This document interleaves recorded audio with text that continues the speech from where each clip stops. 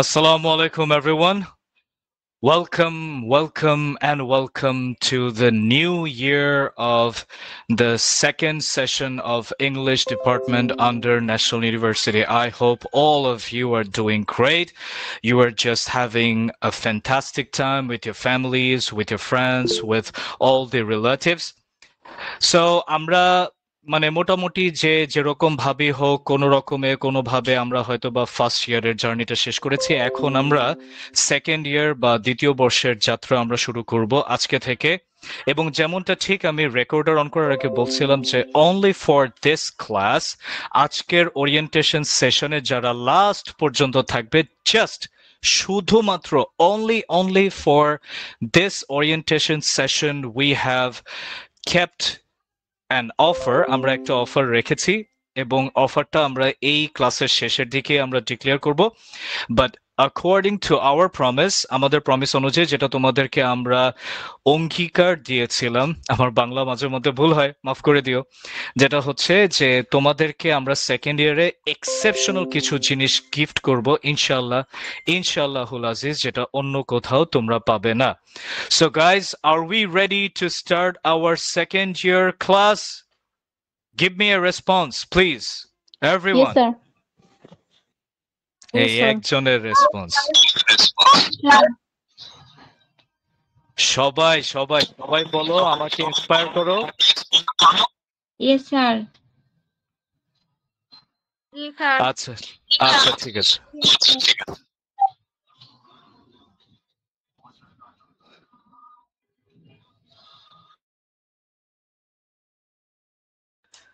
Okay so আমাদের screen share এবং sound আশা করি সবার কাছে ক্লিয়ার যাচ্ছে সো লেটস স্টার্ট বিসমিল্লাহির রহমানির রহিম ফার্স্ট ইয়ারে আমাদের 4টা মেজর ছিল এবং 2টো নন মেজর ছিল সেকেন্ড ইয়ারেও তাই এবং তোমাদেরকে বলে রাখি যে সেকেন্ড ইয়ারে জাস্ট তোমাদের রেগুলার সাবজেক্টগুলোর সাথে মানে ফার্স্ট ইয়ারে যা পড়েছো সেগুলোর পাশাপাশি নতুন 2টো সাবজেক্ট অ্যাড হবে আমি জানি হয়তোবা অনেক কলেজে ক্লাস স্টার্ট হয়ে গেছে অনেকে হয়তোবা টুকটাক অনেক কিছুই জানো কিন্তু আজকের এই ওরিয়েন্টেশন সেশনের জন্য তোমরা মাথা থেকে সবকিছু ভুলে যাও মনে করো তোমরা কিছুই জানো না আমি জানি এখানে অনেকে আছো যারা টুকটাক সেকেন্ড ইয়ারের সিলেবাস সম্বন্ধে জেনে গিয়েছো বা কলেজে হয়তো বা ক্লাস শুরু হয়ে গেছে but what I want to tell you that is please forget everything just তোমরা ধরে নাও যে আজকের ক্লাস থেকে তোমরা নতুন করে স্টার্ট করছো আমি তোমাদেরকে সিলেবাস প্যাটার্ন বা কোয়েশ্চেন অ্যারেঞ্জমেন্ট বা যেটা হচ্ছে তোমাদের মেজর কি কি থাকছে যেটা অন্যান্য জায়গায় সবার আগে দেখাবে কিন্তু আমি আজকে তোমাদেরকে এগুলো দেখাবো না আমি তোমাদেরকে ডিরেক্ট লেসনে নিয়ে যাব অন্যান্য জায়গায় হয়তো বা বকবক করে করে বা অনেক বয়ান ছেড়ে টেড়ে দিয়ে ওরিয়েন্টেশন ক্লাস করে থাকে কিন্তু আজকে আমি তোমাদেরকে ডিরেক্ট লেসনে নিয়ে যাব এবং তোমরা একটা অবাক জিনিস খেয়াল করবা যে আজকের এই ওরিয়েন্টেশন ক্লাসেই না তোমাদের মনে হবে যে পড়াশোনা অনেকটুক হয়ে গেছে সিরিয়াসলি তোমাদের মনে হবে যে পড়াশোনা অনেকটুক হয়ে গিয়েছে দেখো আমরা ফার্স্ট ইয়ারে তো কবিতা পড়েছিলাম রাইট অনেক ধরনের কবিতা ছিল পাঁচমিশালি কবিতা ছিল 20টা কবিতা ছিল টোটাল 2টো ভলিউম মিলিয়ে কিন্তু এবার আমাদের কবিতার পাশাপাশি নতুন 2টো সাবজেক্ট অ্যাড হয়েছে নতুন 2টো মেজর আছে এবং মেজর 2টো অনেকের কাছে হয়তো বা একটু কঠিন লাগে কারণ এই মেজর 2টোতে বেশিরভাগ সময় স্টুডেন্টরা তোমাদের যারা সিনিয়র আপু ভাইয়ারা আছে তাদের জিজ্ঞেস করলে দেখতে পারবে যে এই 2টো মেজরে না অনেকেই ধরা খায় কিন্তু ইনশাল্লাহ ইনপ্রাইমের সাথে যারা থাকবে আল্লাহ তাআলার অশেষ রহমতে আই বিলিভ যে তাদের ধরা খাওয়ার কোনো চান্স থাকবে না সেই সাবজেক্ট দুটোর প্রথমটা হচ্ছে এইটা এভরিওয়ান খেয়াল করো হিস্ট্রি অফ ইংলিশ লিটারেচার ইংরেজি সাহিত্যের ইতিহাস আমি না প্রথমে ভাবছিলাম যে তোমাদের জন্য একটা পাওয়ার পয়েন্টের স্লাইড রেডি করব কিন্তু তোমরা তো জানো আমার একটা বদ অভ্যাস আছে যে আমি প্রচুর বকবক করি কারণ ভালো মতো ইনফরমেশন না দিতে পারলে না আমার কেন জানি মনে হয় যে আমার পেট ভরে না ব্যাপারটা এরকম সো আমি যেহেতু অনেক হ্যাঁ সরি কি বললা বুঝি নাই স্যার একটু ওয়েট করে স্যার একজন জয়েন করবে এই জন্য বলতেছি সরি ডিয়ার, টাইম শুরু হয়ে গিয়েছে, যারা জয়েন করার তারা বিরক্ত হবে। তো যেমনটা বলছিলাম যে আমি যেহেতু ক্লাস একটু বেশি বকবক করি, তোমাদেরকে প্রচুর ইনফরমেশন দেই যেন তোমরা এক্সামের খাতায় ভালো মতো লিখতে পারো। একটা কথা মনে রাখবা, যারা সেকেন্ড ইয়ারের রেগুলার ক্লাসগুলো করবে, অন্যান্য জায়গায় কিন্তু নোট সাজেশন এগুলো দিয়ে কিন্তু ব্যস্ত রাখবে, এবং তোমাদেরকে কিন্তু এটাই মাথার মধ্যে ঢুকাইতে হবে, যেটা তোমরা ফার্স্ট ইয়ারে অলরেডি টের পেয়েছো, যে কোনো রকমের নোট মুখস্থ করে পরীক্ষায় ঝেড়ে দিয়ে আসলেই হলো। কিন্তু my dears, remember one thing, you are the students of literature. তোমরা সাহিত্যের স্টুডেন্ট। তোমাদের মধ্যে যদি ক্রিয়েটিভিটি না আসে, তোমরা যদি একটু কিছু বানিয়ে নাই লিখতে পারো, তাহলে ইংলিশ ডিপার্টমেন্টে কেন পড়তেছো? বাংলা সাহিত্য নিয়ে পড়লেও তো পারতা। Am I right? তোমরা তো দর্শন মানে ফিলোসফি নিয়ে পড়লেও পারতা। ইংলিশ লিটারেচার পড়ে আমি যদি নিজে থেকে একটু ইংলিশে বানিয়ে কথা নাই বলতে পারলাম, বা আমি যদি ইংলিশে একটু বানিয়ে লিখতেই না পারলাম, then what is the potential of studying in English department? তাহলে ইংলিশ ডিপার্টমেন্টে স্টাডি করে লাভটাই বা কি হলো? সো ইন প্রাইমে আমি তোমাদেরকে এমন ভাবে বিল্ড আপ করবে, এবং আমাদের প্রত্যেকটা ক্লাসই হবে এক একটা নোট। তোমরা তো অনেকেই আমার ফার্স্ট ইয়ারের লাস্টের দিকে ক্লাসগুলো করেছো, রাইট? আমার এই লেকচার গুলাকেও, বিশ্বাস করো, প্রত্যেকটা সাবজেক্টে আমি যে লেকচার গুলো দেবো, এই লেকচার গুলোকেও যদি তোমরা ইংলিশে ট্রান্সলেট করে, মানে ইংলিশে যদি পরীক্ষার খাতায় লিখে দিয়ে আসতে পারো না, এই এক একটা লেকচারই তোমাদের জন্য এক একটা নোট হবে। হ্যাঁ, অবশ্যই আমি নোট তো আলাদা করে দিবই, এবং তোমাদের জন্য যারা পেইড স্টুডেন্ট, যারা আগে থেকে বুকিং দিয়ে রেখেছিলে, তাদের জন্য মানে গুড নিউজ হচ্ছে, নেক্সট ক্লাস থেকেই তোমাদের নোট দেওয়া শুরু হয়ে যাবে। এই যে নেক্সট ক্লাস থেকে, কেমন? So be ready and be prepared for a fantastic journey of second year with Ing Prime. আচ্ছা, তো কি জানি বলতেছিলাম? হিস্ট্রি অফ লিটারেচার, ইতিহাস ব্যাপারটা তোমাদের কাছে কেমন লাগে? এভরিওয়ান একটু দ্রুত জানাও তো, সবাই কথা বলবে কিন্তু। ইতিহাস কেমন লাগে তোমাদের কাছে? বোরিং না ইন্টারেস্টিং? ভালো বোরিং। আচ্ছা, ইন্টারেস্টিং স্যার। তোমাদেরকে আমি একটা রিকোয়েস্ট করব, কথা অবশ্যই বলতে হবে, নাম্বার 1, আর নাম্বার 2 হচ্ছে কথাটা বলে সাথে সাথে মাইকটা অফ করে দিবে, কারণ অনেকের ওই জায়গায় আবার ইকো আসে, সাউন্ডের ইকো আসে। কথাটা বলে প্লিজ মাইকটা অফ করে দিবে। ইতিহাস, এটা সত্য, বোরিং লাগে যদি ওটাকে বোরিং ভাবে পড়ানো হয়, কিন্তু আমি তোমাদেরকে ইতিহাস এত গল্পের মতো করে বলবো যে আজকেও আমি কিছু ছোট্ট একটা লেকচার দিব, তোমরাই বলবা, মানে তোমরা আমাকে মন্তব্য করবা তোমাদের কাছে বোরিং লেগেছে কিনা। এই যে সাবজেক্টটা হিস্ট্রি অফ ইংলিশ লিটারেচার, এখানে তোমাদেরকে দেখানো হবে যে বিগত 2000 বছর ধরে, 2000 years, 2000 বছর ধরে ইংরেজি ভাষা কিভাবে বিবর্তনের মাধ্যমে বর্তমান ইংরেজিতে এসেছে। বর্তমানে আমরা যে ইংলিশগুলো বলতেছি, I go to school, I M A boy, I M a girl, I live in Bangladesh, Dhaka is the capital of Bangladesh, এই ধরনের ইংলিশ কিন্তু 2000 বছর আগে ছিল না। এবং তোমরা খুব লাকি যে তোমাদেরকে সেই প্রায় 2000 বছর আগে ইংরেজি সাহিত্যে যে কবিতা ছিল, সেই কবিতা তোমাদেরকে দেখানো হবে। তোমাদেরকে একটা ছবি দেখাতে চাই, guys, would you like to see the picture? Yes sir. Yes sir. এ গাইজ, তোমরা এত ঘুমাচ্ছ কেন? তাহলে আমি ঘুমায় পড়বো। No no no no.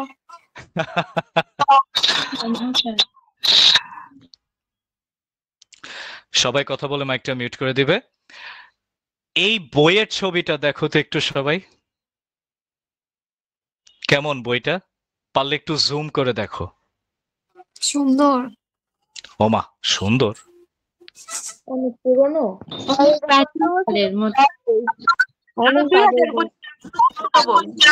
ইংলিশে লেখা আছে। সবাই মাইক মিউট। হ্যাঁ, বইটা হ্যাঁ, সবাই মাইক মিউট করো, কথা বলে সাথে সাথে মাইক মিউট করে দিবে। হ্যাঁ, অনলাইনে ক্লাস তো একটু তো আমাদের ডিসিপ্লিন মেনটেন করতে হবে, যেহেতু সারা বাংলাদেশ থেকে স্টুডেন্ট থাকে। এই বইটা আজকে থেকে প্রায় প্রায় 1700 মানে 1600 থেকে 1700 বছর পুরানা দিস বুক। এবং তোমাদেরকে এই বইয়ের একটা কবিতা পড়ানো হবে। মূলত এই পুরাটা বই একটা কবিতা। বইটা কিন্তু বেশ মোটা সোটা, দেখছো? এই বইতে মানে এই পুরা বই জুড়ে একটা মহাকাব্য লেখা আছে এবং সে মহাকাব্যটার নাম হচ্ছে বিএ ওলফ, BEAWULF, বিওলফ, ইংরেজি সাহিত্যের সর্বপ্রথম মহাকাব্য এবং ইংল্যান্ডের জাতীয় মহাকাব্য বিওলফ, যেটা আনুমানিক হিসাব করা হয় লেখা হয়েছিল 700 বা 800 খ্রিস্টাব্দে। That means almost, if we calculate from now, it is almost 1600 or 1700 years ago. কেমন লাগছে যদি এই ধরনের পুরাতন মহাকাব্য থেকে তোমাদের পড়ানো হয়? কেমন লাগবে? অনেক ইন্টারেস্টিং হবে। আচ্ছা, ঠিক আছে।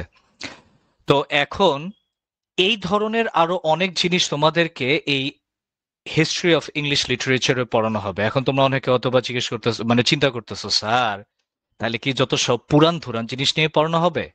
না, এই হিস্ট্রি অফ লিটারেচার তোমাদেরকে শিখাবে 450 AD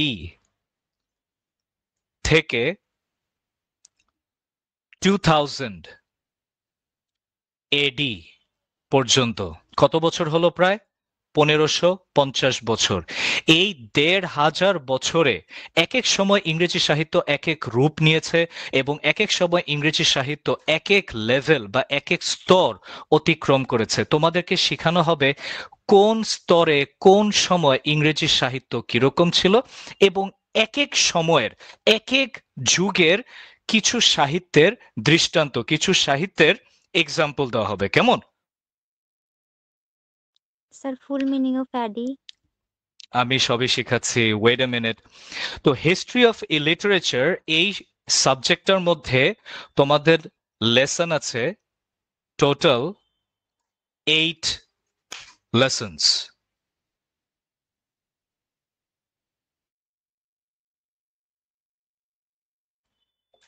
কেমন? You have total 8 lessons.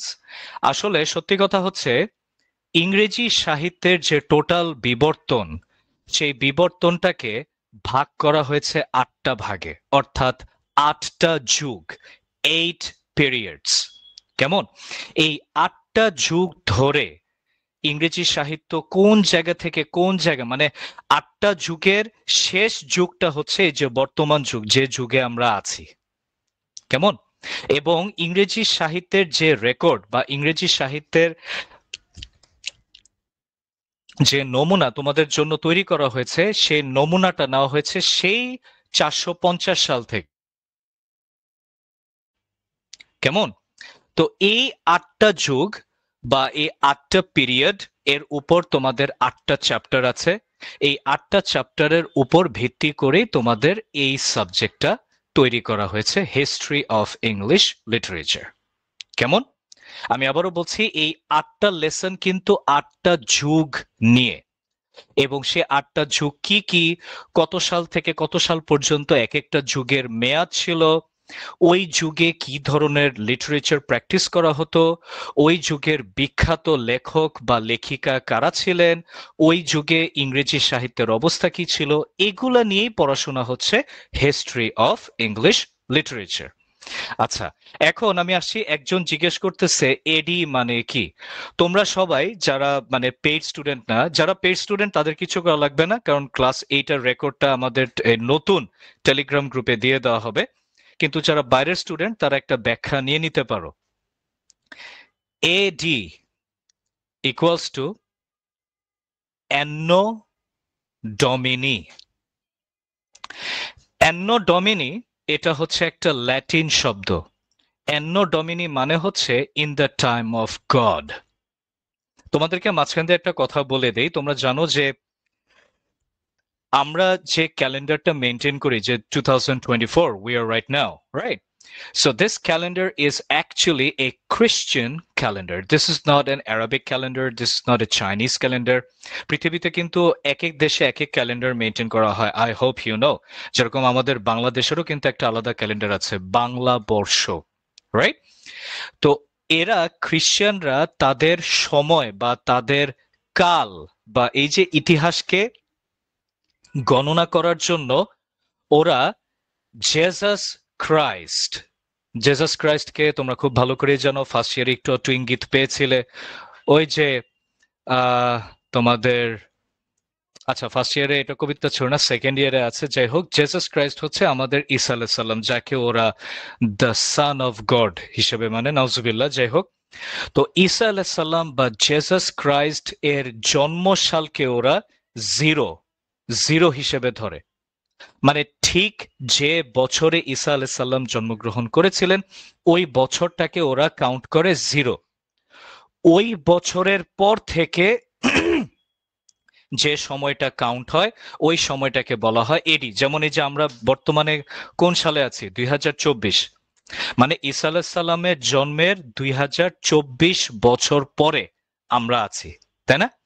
ঈসা আলাইহিস সালামের জন্মের পরের বছরগুলোকে বলা হয় এডি, অর্থাৎ অ্যানো ডমিনি। এটাকে আরেকটা ভাষাতেও বলা হয় সিই, অর্থাৎ কমন এরা। তোমরা এই টার্মগুলো দেখে নাও, বিকজ তোমরা যখন হিস্ট্রি অফ ইংলিশ লিটারেচার এই সাবজেক্টটা পড়বে তখন এই এডি, সিই, বিসিই এই টার্মগুলো না বারবার তোমাদের সামনে আসবে। তো এটা জাস্ট তোমাদেরকে আজকে দেখাই দিচ্ছি। সিই মানে হচ্ছে কমন এরা। এই কমন এরাটা হচ্ছে এই যে এটা মাত্র যেটা বললাম যে ঈসা আলাইহিস সালামের জন্মের পরের সময়টাকে বলা হয় এডি অথবা সিই। এডি মানে অ্যানো ডমিনি, সিই মানে হচ্ছে কমন এরা। তাহলে এখন কোয়েশ্চেন আসছে, what is the time before the birth of Jesus Christ? Jesus ক্রাইস্টের জন্মের আগের সময়কে কি বলা হয়? মানে যেটাকে আমরা বাংলায় বলি খ্রিস্টপূর্ব। এই যে এডি বা সিই এটা হচ্ছে খ্রিস্টাব্দ, মানে খ্রিস্টের জন্মের পরে। আর খ্রিস্টের জন্মের আগে খ্রিস্টপূর্ব, সেটাকে ইংলিশে কিভাবে বলে? সেটাকে ইংলিশে বলে দুই ভাবে। একটা হচ্ছে বিসি, বিফোর ক্রাইস্ট, এটা একভাবে। আরেকভাবেও বলা হয় বিসিই, অর্থাৎ বিফোর কমন এরা। কেমন? এটাই হচ্ছে খ্রিস্টপূর্ব এবং খ্রিস্টাব্দের হিসাব। তাহলে এভরিওয়ান খেয়াল করো, খ্রিস্টপূর্ব অর্থাৎ ঈসা আলাইহিস সালামের জন্মের আগের বছরগুলোতে, মানে ঈসা আলাইহিস সালাম জন্মের 100 বছর, 200 বছর, 500 বছর, 1000 বছর, 2000 বছর, এত বছর আগের সময়গুলোকে বলা হয় বিসিই, বিফোর কমন এরা, অথবা বিসি, বিফোর ক্রাইস্ট। আর ঈসা আলাইহিস সালামের জন্মের পরের সময়কে বলা হয় এডি, অ্যানো ডমিনি, অথবা বলা হয় সিই, কমন এরা। ঠিক আছে? আর তোমাদের যে 8টা বা যে 9টা লেসন আছে, যে যুগগুলোর মাধ্যমে ইংরেজি সাহিত্য দিন দিন বিবর্তন লাভ করেছে, সেই 8টা যুগ হচ্ছে এগুলো। এভরিওয়ান খেয়াল করো, 1 নম্বর যুগটা হচ্ছে অ্যাংলো স্যাক্সন পিরিয়ড, ব্র্যাকেটে ওল্ড ইংলিশ। ঠিক আছে?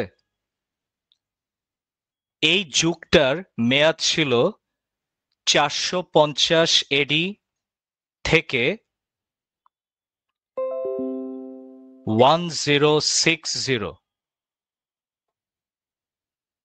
কেমন? তারপরে এই প্রথম যুগটার পর দ্বিতীয় যে যুগটা শুরু হয় অ্যাংলো নরমান পিরিয়ড।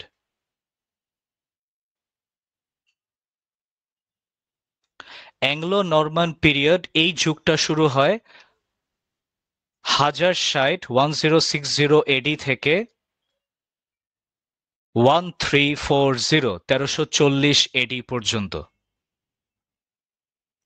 ও আচ্ছা, এই যুগটাকে আরেকটা নামেও বলা হয়, ব্র্যাকেটে লিখে দিচ্ছি, মিডিভাল ইংলিশ পিরিয়ড মিডিভাল মানে হচ্ছে মধ্যযুগীয়, আর অ্যাংলো স্যাক্সন যেটা সেই 450 খ্রিস্টাব্দ থেকে 1060 খ্রিস্টাব্দ পর্যন্ত ছিল, মানে যে যুগের মেয়াদ ছিল 450 থেকে 1060 পর্যন্ত, অর্থাৎ প্রায় 600 বছর, সেই যুগটাকে বলা হয় ইংরেজি ভাষার প্রাচীন যুগ, ওল্ড ইংলিশ পিরিয়ড। এই যে তোমাদেরকে একটু আগে যে বিশাল বইটা দেখাইলাম না, এটা কিন্তু একটা পাণ্ডুলিপি, একটা ম্যানুস্ক্রিপ্ট।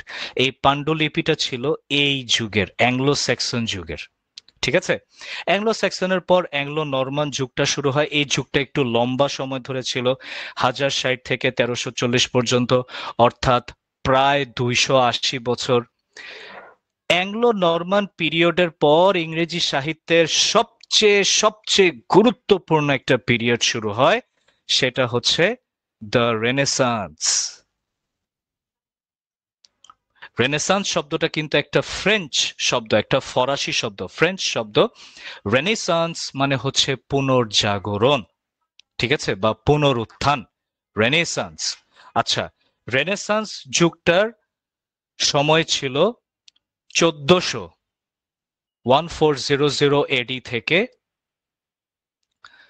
1603 পর্যন্ত, 1603 এডি। এখন হয়তো অনেকে মনে মনে বলতেছো, স্যার এত কিছু কেমনে মনে রাখবো? তোমাদেরকে আমরা যখন এক একটা নোট দিব, এক একটা নোটে এরকম সুন্দর চার্ট করা থাকবে। তোমাদের জাস্ট দায়িত্ব হচ্ছে এই চার্টগুলো তোমরা তোমাদের যে পড়ার টেবিল অথবা তোমাদের বিছানার সামনে যে দেয়াল, এই দেয়ালের মধ্যে টাঙ্গায় রাখবা। প্রত্যেকদিন সকালে ঘুম থেকে উঠে আর ঘুমাতে যাওয়ার আগে খালি এই চার্টের দিকে একবার করে তাকাবা, দেখবা সব মুখস্থ হয়ে গেছে। ট্রাস্ট মি, তোমাদের সব টেকনিক আমি শিখাই দিয়ে দিব, দেখবা কেমনে মুখস্থ হয়ে গেছে তোমরা নিজেরাও টের পাবা না। রেনেসান্স যুগের পর ইংরেজি সাহিত্যের একটা, তোমরা বলতে পারো যে একটু মানে বোরিং টাইপের একটা যুগ শুরু হয়েছিল। আমি এখানে একটু ভুল লিখে ফেলেছি, এটা 1603 না, এটা হবে 1660। 1400 থেকে 1660 সাল পর্যন্ত ছিল renaissance. I am sorry for the mistake. আচ্ছা, রেনেসান্সের পরে একটা যুগ শুরু হয়। এই যুগটাকে বোরিং কেন বলছি? কারণ এই যুগের যে সাহিত্যগুলো ছিল না, ওটা পড়ে তেমন মজা পাওয়া যায় না। মানে আমিও একটু মজা কম পাইছি, তোমাদেরকে মজা করে পড়াবো, কিন্তু এই যুগের সাহিত্যগুলো একটু বোরিং টাইপের। এই যুগটার নাম হচ্ছে নিও ক্লাসিক্যাল এজ অবলিক দি এনলাইটেনমেন্ট।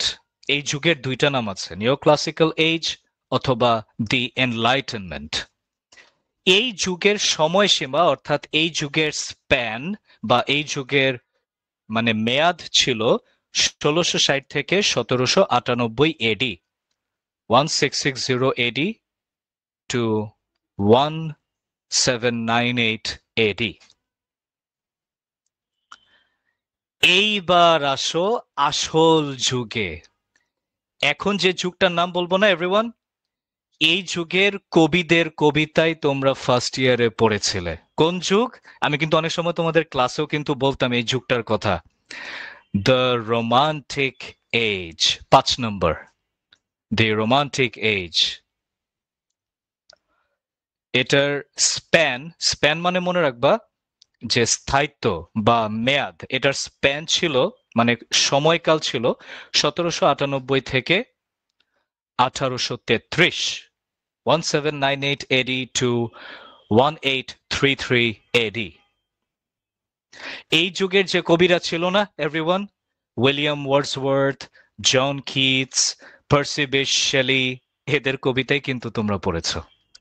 এবং তোমাদের আরেকটা মজার কথা হচ্ছে, জাস্ট রোমান্টিক এইজের কবিতা নিয়ে তোমাদের আরেকটা মেজর বা আরেকটা সাবজেক্ট সাজানো স্যার হয়েছে। একটা কথা ছিল। হ্যাঁ হ্যাঁ হ্যাঁ, প্লিজ বলো। স্যার এটা রোমান্টিক এজ, এটা তো মেবি 1798 থেকে 1832 হওয়া না হবে তো নাকি? 1832, 1833। 1833 থেকে মূলত ভিক্টোরিয়ান এজ শুরু হয়েছে, কিন্তু 1833 পর্যন্ত রোমান্টিক এজের স্প্যান ছিল। কেমন? তুমি যেটা বলেছো সেটা আমি জানি, এটা তোমাদের বইতে লেখা আছে 1832, কিন্তু রানী ভিক্টোরিয়া, যার নামে পরবর্তী এজটাকে নামকরণ করা হয়েছে, সে কিন্তু সিংহাসনে বসেছিল 1837 সালে। কেমন? এটা হ্যাঁ এক এক স্যার, বুঝতে জায়গায় পারছি। আমার তো ওই ফার্স্ট ইয়ার থেকে 32 পড়ে ওটাই তো মাথার মধ্যে ঘুরতেছে এখন। জান্নাত, ব্যাপারটা হচ্ছে সবসময় না বইয়ের মধ্যে লিমিটেড থাকবা না। আমাদের ইংপ্রাইম কিন্তু টোটালি ডিফারেন্ট। আমরা কিন্তু ওই যে গতানুগতিক ধারায় নোট মুখস্থ করা, কলেজের টিচার যা বলছে ওই অনুযায়ী লেফট রাইট করা, এভাবে কিন্তু পড়াবো না। আমরা তোমাদেরকে রিয়েল লিটারেচার শিখাবো এবং এমন এমন সব ইনফরমেশন তোমাদেরকে আমি দিয়ে দিব, তোমাদের কলেজের টিচারে গিয়ে জিজ্ঞেস করো, স্যার এটা জানেন কিনা। Open challenge. হ্যাঁ, ভালো টিচার আমাদের দেশে আছে, কিন্তু দুঃখের বিষয় আমাদের দেশের কলেজের টিচাররা বেশিরভাগ তো গত আওয়ামী লীগের পিরিয়ডে জাল সার্টিফিকেট দিয়ে ঢুকছে, যাদেরকে এই গভর্নমেন্ট ছাঁটাই করতেছে। কিন্তু বেশিরভাগ টিচাররা তো আসলে ঠিকমতো স্টুডেন্টদেরকে পড়ায় না।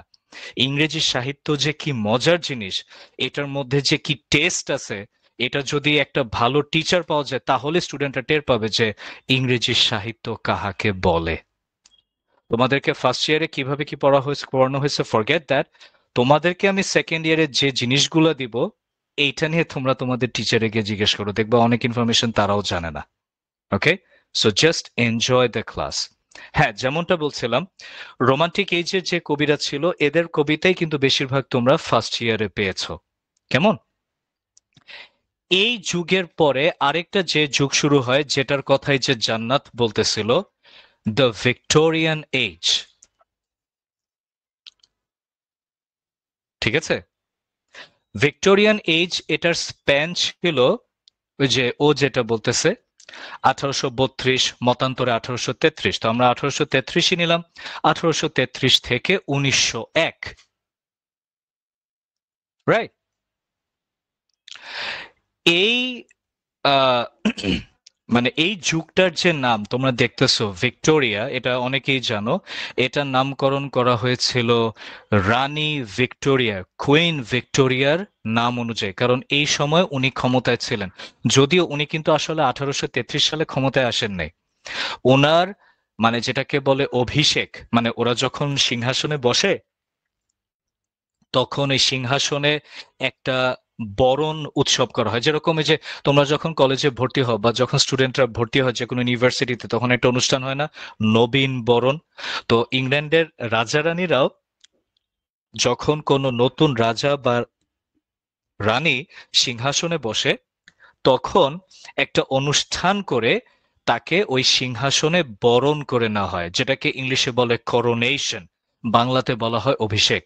তো রানী ভিক্টোরিয়ার অভিষেক কিন্তু হয়েছিল 1837 সালে। ঠিক আছে?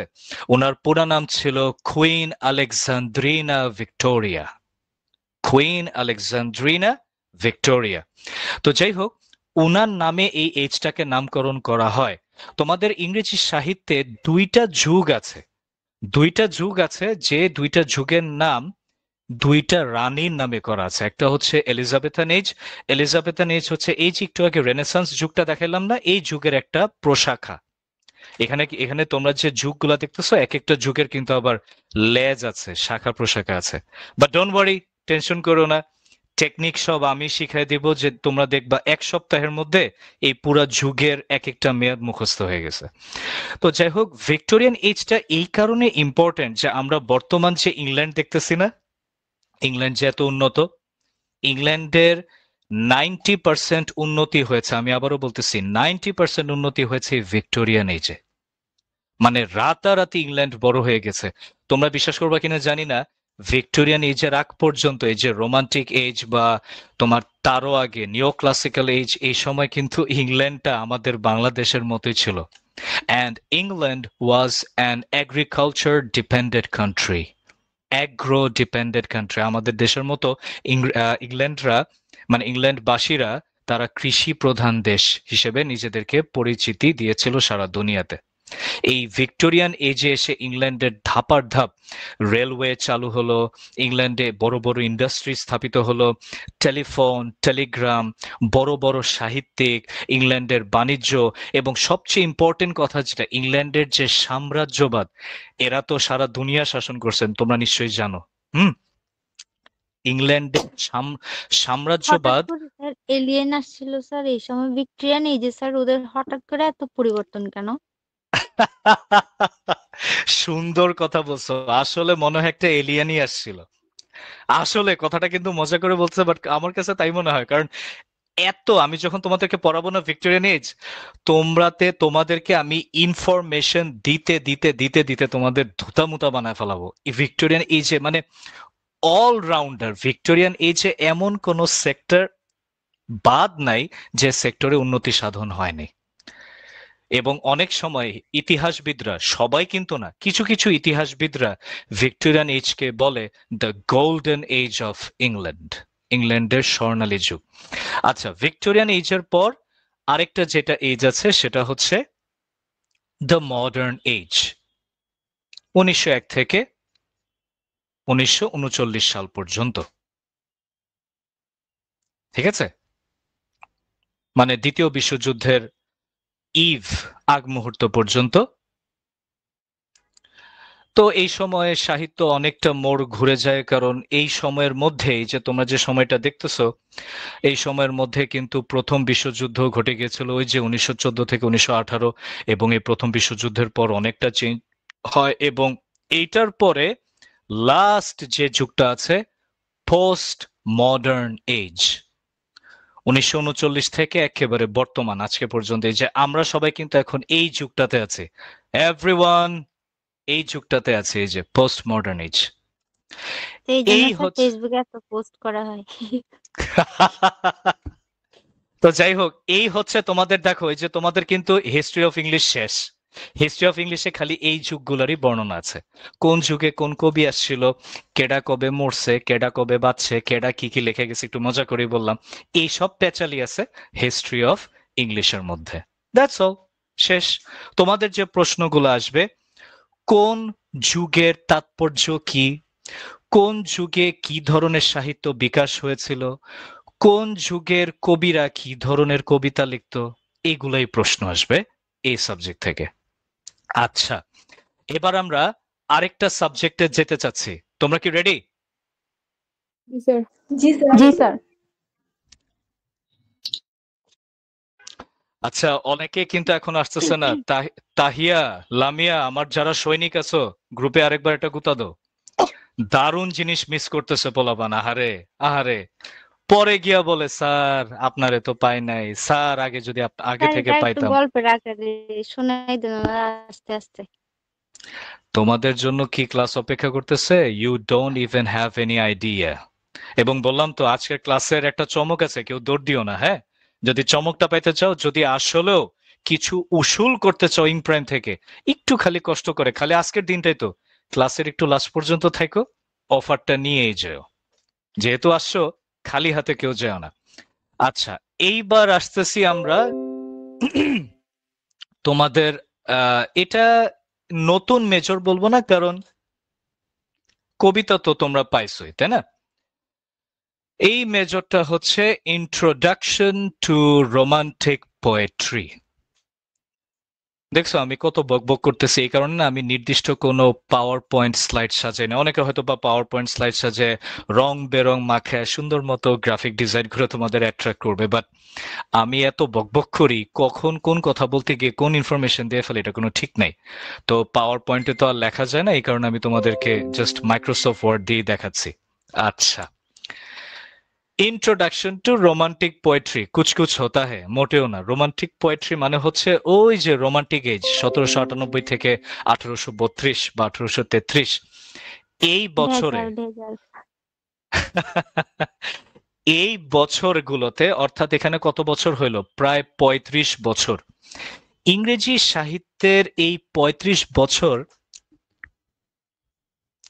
এতটা গুরুত্বপূর্ণ, এতটা তাৎপর্যপূর্ণ যে এই সামান্য যুগ, দেখো সময়টা কিন্তু বেশি না, মাত্র 35 বছর, কিন্তু এই 35 বছরে মাশাল্লাহ মাশাল্লাহ এক একটা মানে ব্রিলিয়ান্ট ব্রিলিয়ান্ট এক একটা লেজেন্ডারি কবির জন্ম হয়েছে। তোমাদেরকে আরেকটা ছবি দেখায়, কি বলো গাইস? আরেকটা ছবি হয়ে যাক। দেখো তো এই লোকগুলাকে তোমাদের কেমন লাগে বাবারা? দেখতেছো সবাই কিন্তু ময়রা ভূত, কিন্তু তোমাদের দেখাও জন্য যেতে চায়। দেখা যাচ্ছে যে ওগুলো ভূতের মতো লাগতেছে। এরা ময়রা ভূত হয়ে গেছে। ভূতের মধ্যে দেখতে। এরা তোমাদের জন্য কিছু কবিতা রেখে গেছে, মানে মইরা গেছে কিন্তু তোমাদের জন্য কিছু কবিতা দিয়ে গেছে এবং তোমাদেরকে বলে গেছে, সোনামণিরা আমাদের কবিতা পড়ো, আমাদের কবিতা পড়ে আমাদেরকে একটু মনে করো। দেখো, রোমান্টিক এই যে না, এই 6 জন দাদু ভাই, দাদু ভাই তো বলবো না, কি বলবো, বড় দাদা, বড় আব্বা, বড় আব্বার বড় আব্বা, তো যাই হোক, এই আব্বা জানেরা এই রোমান্টিক এজে ছিল। কিন্তু তোমরা শুনে অবাক হবা, এই 6 জন, এই 6 জন কবি এতটা এতটা এতটা এতটা বিখ্যাত ছিল, বারবার বলছে এই কারণে যে দেখো তারা মারা গেছে আজকে থেকে প্রায় 200 বছর আগে, 200 years। তাদের কবিতা এখন পর্যন্ত তোমাদের পাঠ্যপুস্তকে আছে।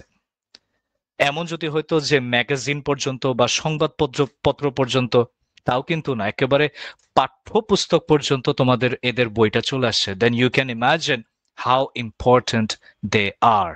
আচ্ছা, তোমাদের একটু তাদের সাথে পরিচয় করে দিই, এরা তো আর কথা বলতে পারবে না, তো এদের সাথে তোমাদের একটু পরিচয় করে দিই। হ্যাঁ, স্যার এরা কেন এত বেশি মেয়েলি নাম পছন্দ করে একটু বললেন?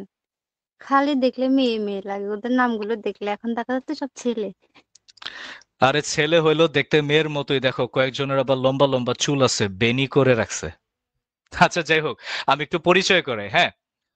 প্রথম যাকে দেখতে পাচ্ছ ইনি হচ্ছে এই 6 জনের মুরব্বী, ইনি হচ্ছে এই 6 জনের মুরব্বী। হ্যাঁ, মুরব্বীরে সালাম দিও সবাই।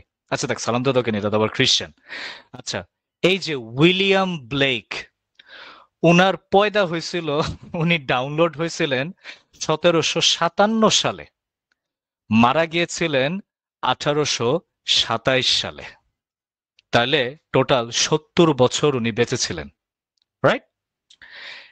এই ভদ্রলোক হচ্ছে, মানে এই কবিটা হচ্ছে রোমান্টিক এজের পায়োনিয়ার বলা হয় তাকে, মানে পথ প্রদর্শক। I mean he was the first poet. মানে উনার কবিতা ধরেই রোমান্টিক এজটা শুরু হয়। কোন কবি কোন কোন কবিতা লিখেছে এটা আমি একটু পরে লিখে দেখাচ্ছি, তার আগে তোমাদের এদের সাথে একটু মোলাকাত করে। তো এই উইলিয়াম ব্লেক, ইনার পরে আরেকজন যিনি আসছে সেটা হচ্ছে এই ভদ্রলোক, তাকে তোমরা চিনো, তার কবিতা তোমরা ফার্স্ট ইয়ারে পড়েছো, উইলিয়াম ওয়ার্ডসওয়ার্থ, পোয়েট লরিয়েট। ও, তোমাদেরকে একটা জিনিস শিখাই। Daffodil sir. হ্যাঁ, yes, I wander lonely as a cloud. তোমাদেরকে না এবার সেকেন্ড ইয়ারে আমি নিজে কবিতা আবৃত্তি করে শোনাবো, কেমন লাগবে এভরিওয়ান? খুব ভালো ভালো। স্যার। আচ্ছা, চাইলে মাঝে মধ্যে আমার কাছ থেকে কবিতা আবৃত্তিও শুনতে পারো। তো এই যে কবিতাটা, I wander lonely as a cloud, it was written by this legendary poet William Wordsworth, who lived from 1770 till 1830, in total 80 years old. Sir 1850, I'm বুদ্ধির sorry. মধ্যে বললেন স্যার। তো না, মাঝে মাঝে তোমাদের সাথে আমি একটু ব্রিটিশ অ্যাকসেন্টে আলোচনা করব, তাহলে তোমরা আসল সাহিত্যের ভাব পাবা, কারণ এরা সবাই কিন্তু ব্রিটিশ। এরা যেভাবে কথা বলতো মাঝে মধ্যে ওইভাবেই কথাবার্তা বলবো। তো এই 80 বছর বয়সী এই কবি, উনি ওনার জীবনে কবিদের সবচেয়ে বড় যে সম্মাননা, পোয়েট লরিয়েট, মানে রাজ কবি যেটাকে বলা হয়, মানে রাজ সভায় যাকে স্থান দেওয়া হয়, এটা হচ্ছে কবিদের জীবনে পাওয়া সবচেয়ে, মানে সবচেয়ে প্রেস্টিজিয়াস, সবচেয়ে এলিভেটেড, সবচেয়ে অনারেবল একটা পদবি, একটা সম্মাননা, যেটাকে বলা হয় পোয়েট লরিয়েট। এবং এখানে তোমরা যে 6 জন দাদু ভাইকে দেখতে পাচ্ছ, এই 6 জনের মধ্যে মাত্র 2 জন এই সম্মাননাটা পেয়েছিলেন। একজন হচ্ছে এই যে উইলিয়াম ওয়ার্ডসওয়ার্থ দাদু ভাই, আরেকটা হচ্ছে এই পিচ্চি কবি জর্জ গর্ডন বায়রন, অথবা লর্ড বায়রন। ঠিক আছে? তো এই 2 জন কবি এই সম্মাননাটা পেয়েছিলেন। দেখো, বায়রন এই সম্মাননা পেয়েছিলেন দেখে ওর নামের মধ্যে একটা ওয়ার্ড চলে আসে, লর্ড। ও, যে কবিরা এই সম্মাননা পেতেন না, তাদের নামের আগে এই শব্দটা, এই পদবিটা চলে আসতো, লর্ড। তাদেরকে লর্ড বলা হতো। তো উইলিয়াম ওয়ার্ডসওয়ার্থ, উনি আবার একটু বেশি প্রেস্টিজিয়াস কবি ছিলেন, উনি ওনার নামের আগে এই পদবিটা ইউজ করতেন না, মানে উনি লর্ড উইলিয়াম ওয়ার্ডসওয়ার্থ কখনো লিখতেন না। এবং তোমরা শুনে আরো অবাক হবা, এই ব্যাটা একটু অদ্ভুত টাইপের ছিল। হ্যাঁ, এই ব্যাটা এই এত বড় পদবি উনি এটা ফার্স্টে নিতে চান নাই। ওনার মারা যাওয়ার জাস্ট 7 বছর 6 বছর বা 7 বছর আগে, উনি তো 1850 সালে মারা গেছে না, 1843 সালের দিকে মেবি উনাকে এই রাজ দরবার থেকে এই পদবিটা দেওয়া হয়েছিল। উনি ফার্স্টে নিতে নারাজ হয়েছিলেন যে না থাক, আমার এটা নেওয়া দরকার নেই। কত বড় মানে মানে ভাব দেখছো তা, দেখাইছিল একটা। এক্স্যাক্টলি একটু ভাব দেখাইছিল, কিন্তু পরে আবার ঠিকই নিছে। তো যাই হোক, এই উইলিয়াম ওয়ার্ডসওয়ার্থ হচ্ছে রোমান্টিক এজের আরেকজন গুরুত্বপূর্ণ কবি, যার পাঁচটা কবিতা এবার তোমাদের আছে। ওকে, উইলিয়াম ওয়ার্ডসওয়ার্থের 5টা কবিতা আছে। এরপরে আছে এই পিচ্চি বন্ধু। এই পিচ্চি বন্ধু হচ্ছে উইলিয়াম ওয়ার্ডসওয়ার্থের খুব খুব কাছের একটা দোস্ত, মানে এরা ছিল বেস্ট ফ্রেন্ডস। কে বলতো? Samuel Taylor Coleridge, S T. Coleridge, এই যে উইলিয়াম ওয়ার্ডসওয়ার্থের পরে। আচ্ছা, এর হায়াত ছিল 1772 থেকে 1834। কেমন? এ কিন্তু উইলিয়াম ওয়ার্ডসওয়ার্থের চেয়ে একটু কম পাচ্ছে। আর এই এটা কি বেচারা, মেয়ে? হায় হায় লাহৌলাওয়ালা, এই সবগুলাই পোলা, এই সবগুলাই ছেলে। ঠিক আছে। আচ্ছা, স্যামুয়েল টেইলর কোলরিজ, এর বেশি না, এর মাত্র 2টা কবিতা আছে তোমাদের। একটা হচ্ছে কুবলা খান, আরেকটা হচ্ছে the rime of the ancient mariner. দুইটাই গল্প টাইপের কবিতা, মানে রূপকথার গল্প বলা হয়েছে কবিতার মধ্যে। এত সুন্দর গল্প, তোমাদেরকে যখন পড়াবো তখন বুঝবা। আচ্ছা, এই 3জন ছিল ক্লোজ দোস্ত। এরা হচ্ছে ফার্স্ট জেনারেশনের, মানে রোমান্টিক এজের কিন্তু 2টা জেনারেশন আছে, একটা ফার্স্ট জেনারেশন, একটা সেকেন্ড জেনারেশন। এই 3জন হচ্ছে প্রথম জেনারেশনের কবি, মানে এই যুগের প্রথম দিককার কবি। কে কে? William Blake, William Wordsworth, Samuel Taylor Coleridge. এই 3জন হচ্ছে ফার্স্ট জেনারেশন, মানে ফার্স্ট জেনারেশন বলতে রোমান্টিক এজের ফার্স্ট জেনারেশন। বাকি যে যাদেরকে দেখতেছো, এরা হইলো একেবারে পিচ্ছি পিচ্ছি কবি। এরা অল্প বয়সে মারা গেছে, আল্লাহ তাআলা এদেরকে দুনিয়াতে বেশি দিন রাখে নাই। তার মধ্যে একজন হচ্ছে খুবই খুবই খুবই গুরুত্বপূর্ণ, পার্সি bysshe শেলি। বিশ্বাস করবে না তোমরা, এই শেলিরে 90% স্টুডেন্টরা মেয়ে মনে করে, ইভেন কি পরীক্ষার মধ্যে লিখেও দিয়ে আসে, Shelley is a great poet, she has written a lot of poets, she has done অমুক, শি হ্যাজ ডান তমুক। হায় রে, আমি যে কত স্টুডেন্টরে কারেক্ট করছি যে বাবা এটা শি না, এটা হি। কারণ যে নামের লাস্টে শেলি আছে তো অনেকে বলে শেলি আপা, but actually he is a female, Percy bysshe Shelley. আর নামটা একটু ভালো করে মুখস্থ করো, স্পেলিংটাও অনেকে ভুল করে, পার্সি bysshe, আমাদের তো একটা BYSHE। চ্যালেঞ্জ দিছিল যে পার্সি বেস শেলি যারা পারবে তারা হচ্ছে যে পরীক্ষায় ফার্স্ট র্যাঙ্ক করবে। এটা এত কঠিন। আচ্ছা, যাই হোক, কঠিন কোনো কিছুই নেই, ইং প্রাইমে তোমাদেরকে সব গিলাই দিব একেবারে, দায়িত্ব আমার। পার্সি bysshe শেলির 2টা কবিতা আছে, একটা হচ্ছে Ode to the Skylark, আর একটা হচ্ছে অ্যাডোনিস। দুইটাই মাশাআল্লাহ ঢাকা থেকে চিটাগাং পর্যন্ত লম্বা লম্বা কবিতা। হ্যাঁ, ও টু দ্য তার West wine sir. Ode to the West Wind তো ফার্স্ট ইয়ারে ছিল বাবা, সেকেন্ড ইয়ারে বলতেছে, সেকেন্ড ইয়ারে 2টো কবিতা আছে। আচ্ছা, এরপরে আসতেছে ইংরেজি সাহিত্যের সবচেয়ে সবচেয়ে সবচেয়ে অদ্ভুত একটা পার্সোনালিটি, সবচেয়ে পিচ্ছি কবি কিন্তু সবচেয়ে ফেমাস কবি। ছোট মরিচের ঝাল একটু বেশিই থাকে, তাই না? কেডা বলো তো? এই যে জন কিটস। মনে আছে ওড টু অটাম, ফার্স্ট ইয়ারের? এই সেই সেটা তো জন কিটস। প্রথমে পড়ানো হয় অটম। হ্যাঁ হ্যাঁ, এই পিচ্ছি, আহারে, এই বেচারার জন্য আমার একটু মায়া লাগে। বেচারা যক্ষা রোগে মারা গেছিল 26 বছর বয়সে মাত্র। ঠিক আছে। ও আচ্ছা, আরো তোমাদের একটা মজার কথা বলি, এই পার্সি bysshe শেলি আর জন কিটস এরা আবার খুব ক্লোজ বন্ধু ছিল, যেরকম উইলিয়াম ওয়ার্ডসওয়ার্থ আর এস.টি. কোলরিজ, এই দুইজনও খুব ক্লোজ বন্ধু ছিল, পার্সি bysshe শেলি আর জন কিটস।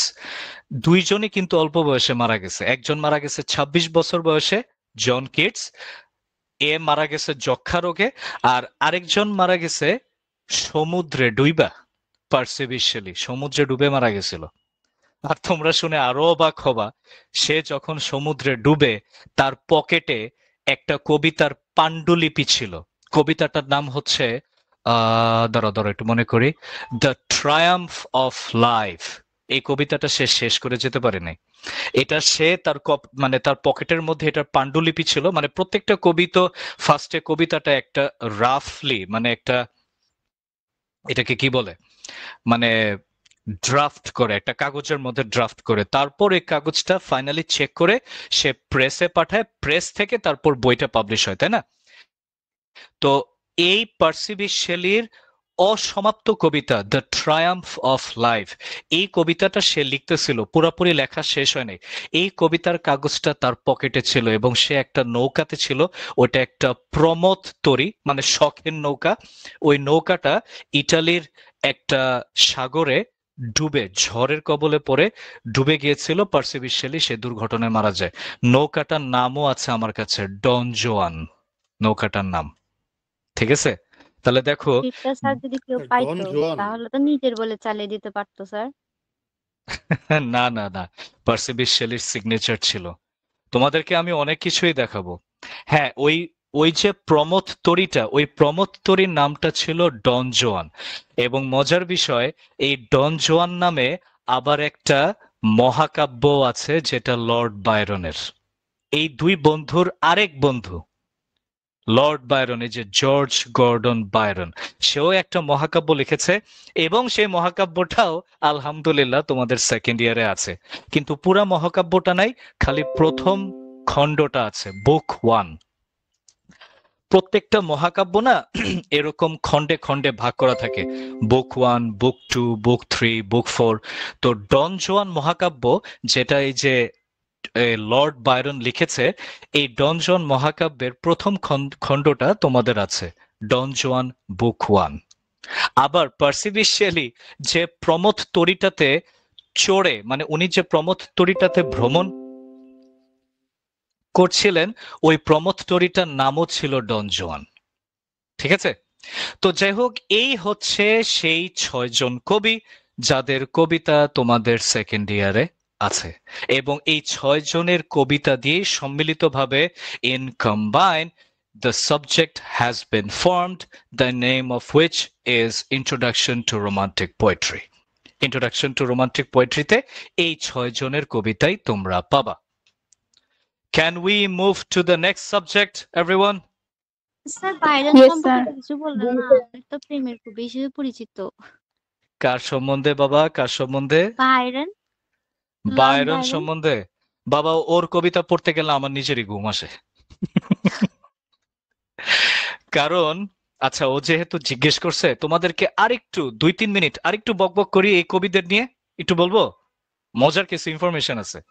জি স্যার। স্যার বলেন। ভালো আচ্ছা লাগছে। আচ্ছা, আর স্যার তোমার বলেন, সমস্যা নেই। তোমাদেরকে না এই 6 জন কবির খাসিয়ত, মানে কে কি টাইপের ছিল, এদের খাসিয়ত তোমাদেরকে একটু মজা করে বলতেছি। হ্যাঁ, এক একজনের টাইপ ছিল, মনে করো উইলিয়াম ব্লেক, এর কবিতাগুলো না কেমন ধূসর, কেমন একটা দুঃখ দুঃখ ভাব। ঠিক আছে, এর কবিতাগুলো হইতেছে এরকম, আমি বাংলায় গান গাই, আমি বাংলায় কথা বলি, মানে শুনলে একটু ঘুম আসে। মানে এর কবিতায় জীবনের যত দুঃখ দুর্দশা, জীবনের যত কষ্ট, মানুষের কষ্ট দষ্ট নিয়ে কবিতা লিখছে এই বেটা উইলিয়াম ব্লেক। ঠিক আছে, ছাকা খাইয়ার মতো। না না না না না না, ছেঁকা না ছেঁকা না ছেঁকা না, মানে এ হইতেছে একটু দার্শনিক টাইপের। ঠিক আছে, মানে ওই সময় লন্ডনের যে জীবনযাত্রা, লন্ডনের যে অবস্থা, লন্ডনের মানুষের মনের আত্মচিৎকার, লন্ডনের মানুষের মনের কথা, মনের দুঃখ, এগুলা নিয়ে কবিতা লিখতো উইলিয়াম ব্লেক। আচ্ছা, নেক্সট নেক্সট হইতেছে উইলিয়াম ওয়ার্ডসওয়ার্থ। উইলিয়াম ওয়ার্ডসওয়ার্থের কবিতা কিরকম, আমার সোনার বাংলা আমি তোমায় ভালোবাসি। তারপর ওই যে চিরদিন তোমার আকাশ তোমার বাতাস, মানে এ সবকিছু খালি প্রকৃতির মধ্যেই থাকে, এ সবকিছু প্রকৃতির মধ্যেই খুঁজে। যেমন তুমি আর আমি একটা আম গাছ দেখতেছি, মজা করে বলতেছি, একটা আম গাছ দেখলে তুমি আর আমি কি বলবো, ইস, গাছটার মধ্যে কতগুলো আম পাকছে রে, ঢিল মেরা কয়েকটা আম পারে খাই। আর উইলিয়াম ওয়ার্ডসওয়ার্থ সে কি দেখবে, হে বৃক্ষ, তুমি আমার কত পুরাতন বন্ধু, তোমার তলে খাড়াইয়া খাড়াইয়া আমি কত মুহূর্ত পার করিয়া দিয়াছি, নীরবে নিভৃতে তোমার ছায়া খাইতে খাইতে আমি কতই ঘুমাইয়া পড়িয়াছি, হে বৃক্ষ তুমি আমার বন্ধু। এই হইতেছে এই টাইপের, বুঝতে পারছো? আচ্ছা, গেল। নেক্সট, এরপরে হইতেছে এসটি কোলরিজ। স্যার টু ড্যাফোডিলে তো লাস্টে উনি সুন্দর করে পার্সোনাল জিনিস নিয়ে বলেছিল, সেটাই তো বললাম, এ মানে উনি খালি ওনার প্রকৃতির। ব্যক্তিগত জীবন। হ্যাঁ, ওই যে ড্যাফোডিলের মধ্যে তোমরা কি পড়ছো, যে ড্যাফোডিল ফুলের স্মৃতি মনে করে হ্যাঁ মনে করে সে শান্তি পায়। আরে অন্যান্য ছেলেরা গার্লফ্রেন্ডের কথা মনে করে শান্তি পায়, আর এই এক বেটা আছে যে কিনা প্রাকৃতিক দৃশ্য মনে করে শান্তি পায়। তাহলে সে অনেক ভালো না? কি বলো ছেলেরা? Yes sir. আচ্ছা, ঠিক আছে। এরপরে আসো এসটি কোলরিজ। এসটি কোলরিজ হইতেছে এক কথা ঠাকুমার ঝুলি। ঠাকুমার ঝুলিতে কিরকম গল্প পাইছি, দৈত্য দানব, তারপর অবিশ্বাস্য সব জিনিস, তাই না? এক যে ছিল রাজা, রাজা ছিল প্রজা, বয়া বয়া খাইতো খাজা। আচ্ছা, যাই হোক, তো এ খালি গল্প নিয়ে কবিতা লিখতো এসটি কোলরিজ। আচ্ছা, এরপরে আসো জন কিটস। আমি কষ্ট পেতে ভালোবাসি, তাই তোমার কাছে ছুটে আসি। বেচারা বিয়া না করে মারা গেছে, ভালোবাসতো একটা মেয়েরে। হ্যাঁ, স্যার আপনার ভাষা অনেক সুন্দর, হ্যালো, থ্যাংক ইউ, গানের চয়েস। জাজাকাল্লাহ খাইরান। তোমরা চাইলে সেকেন্ড ইয়ারে তোমাদের আমি গানও শোনাবো, হ্যাঁ? আচ্ছা, সমস্যা নেই, কিন্তু কথাটা হচ্ছে জন কিটস এই বেচারার জন্য খুব মায়া লাগে, কারণ এই বেচারা যে মেয়েরে পছন্দ করতো ওই মেয়েরে সে শেষ পর্যন্ত পায় নাই। হ্যাঁ, ওই মেয়ের সাথে কয়েকদিন আবার লিভ টুগেদারও করছে, মানে ওদের কালচারে তো এগুলো সব বৈধ। ওই মেয়ের সাথে কয়েকদিন থাকছে, কিন্তু থাকার পরেও সে ওই মেয়েটাকে পায় নাই। এবং সে যখন লাইফে যক্ষা রোগে মারা গেছে, সে কাশতে কাশতে তার গলা দিয়ে রক্ত বের হইতেছিল, এবং সে মারা গেছে ইটালির রোমে। তার কবর কিন্তু রোমে আছে, জন কিটস। কিন্তু এ বেচারা লাইফে অল্প কয়েকটা কবিতা লিখে যেতে পারছে, অল্প কয়েকটা কবিতাই ফেমাস, তো ফেমাস, ওয়ার্ল্ড ফেমাস। আমার মনে হয় যারা ছেঁকা খায় এরাই শেলির মনে হয়। কারণে। না না না, জন কিটসের কবিতা নিজের কারণে, ওর কবিতা, শেলির ওর ইনভাইটেশনে যাওয়ার সময় না মারা গেল। না না না, কে বলছে? না না না না।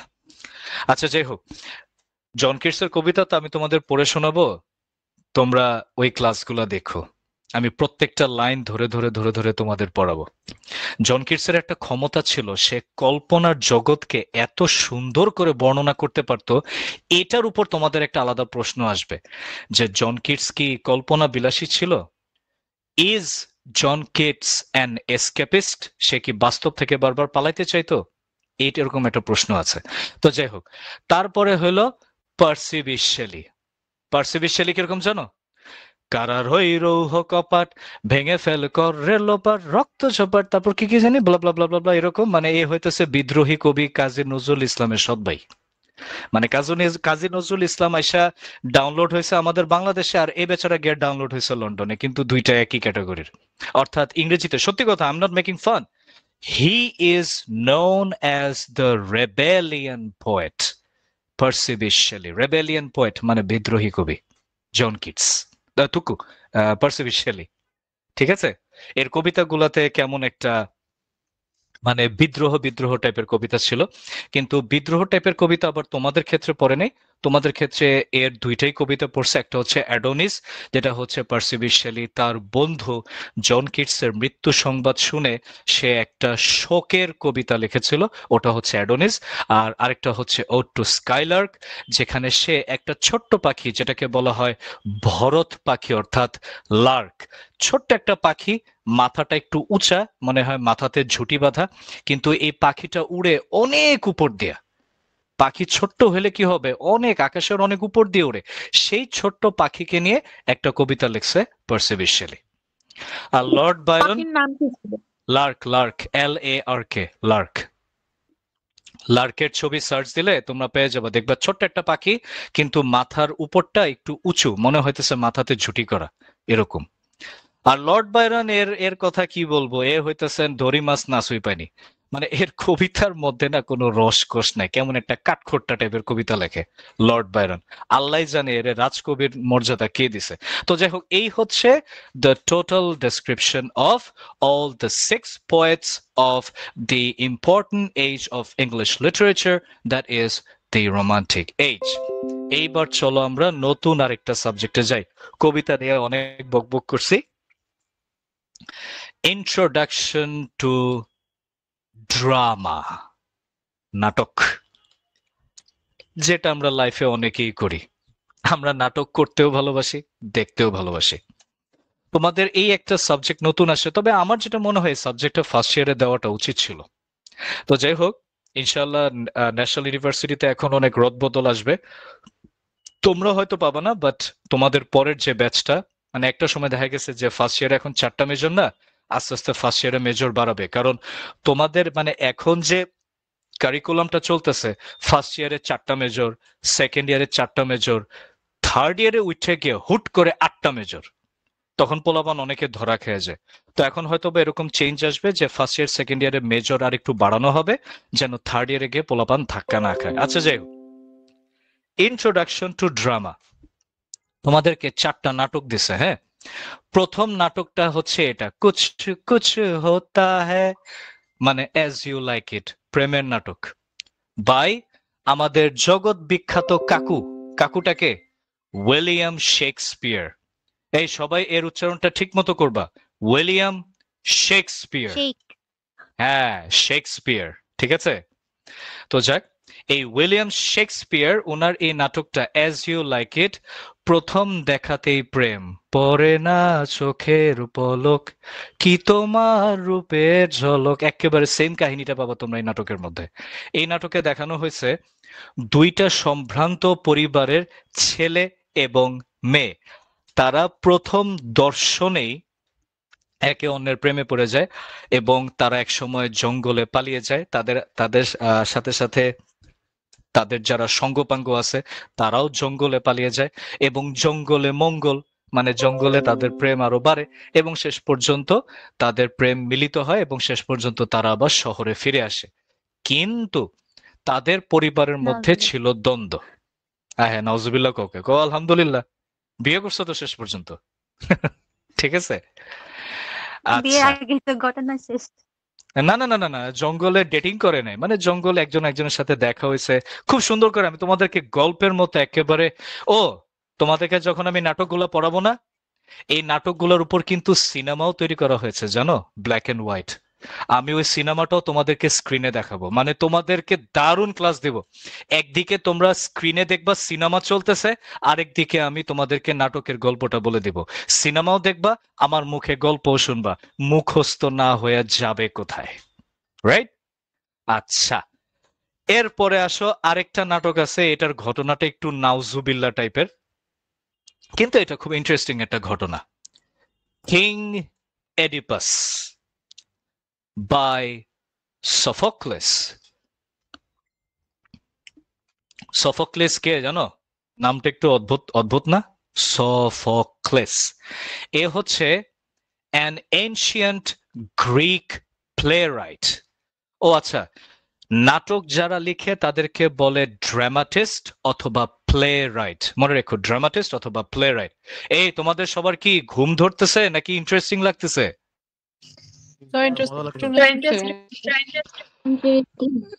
যারা সবাই আছো, লাভের ফার্স্ট সাইড দেখার জন্য অপেক্ষা করছে। আহা হা হা আহা হা, প্রেম প্রেম নেমে এসেছিল স্বর্গ থেকে, মাঝখানে পইরা হোঁচট খাইছে ফেসবুকে। আচ্ছা জায়গা, তোমাদের আমি খুব মজা করে ক্লাস নিব, trust me. In Prime classes will be totally different.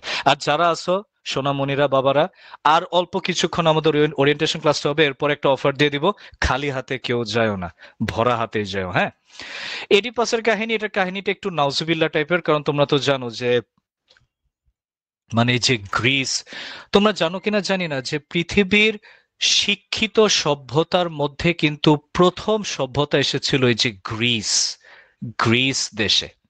এবং গ্রিসের যত সাহিত্য, যত পুরাতন কাহিনী, সেগুলোকে বলা হয় গ্রিক লিটারেচার। যেরকম বাংলাদেশের কোনো জিনিসকে কি বলা হয়? বাংলাদেশি। ইন্ডিয়ার কোনো জিনিসকে কি বলা হয়? ইন্ডিয়ান। একইভাবে গ্রিসের কোনো জিনিসকে বলা হবে গ্রিক। ঠিক আছে? এটা হচ্ছে একটা গ্রিক নাটক, অর্থাৎ গ্রিস দেশের নাটক। এই নাটকটা কত পুরানা গাইজ জানো?